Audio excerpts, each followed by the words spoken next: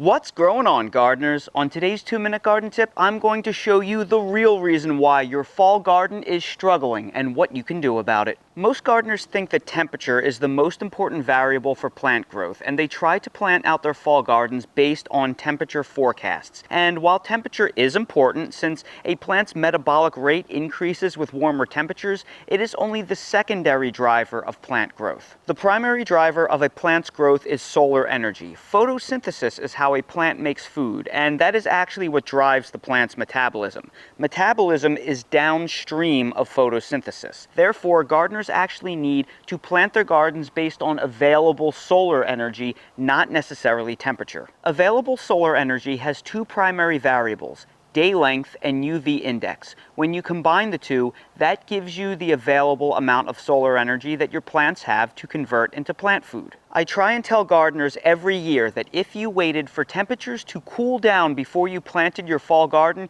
you are already 4 to 6 weeks too late and your garden will struggle. Even if you still get warm temperatures late into the fall, the solar energy just isn't there anymore and your plants will struggle to grow. For example, today is October 31st and the town I grew up in New Jersey, was over 80 degrees today, nearly a record. But the UV index is down to 3 and the day length is less than 10.5 hours. That means the duration the sun spends high in the sky is barely giving your plants 6 to 7 hours of very weak sun. So even if it's nice and warm, the plants will hardly grow at all because they will struggle to photosynthesize. So how do we fix this? Well, there are 3 ways. Number 1, plant your crops earlier than you think. Start everything you possibly can as transplants indoors to get a big jump start, and then if temps are still too warm when you plant them out, just put shade cloth above them for a few weeks until it cools down. Number 2,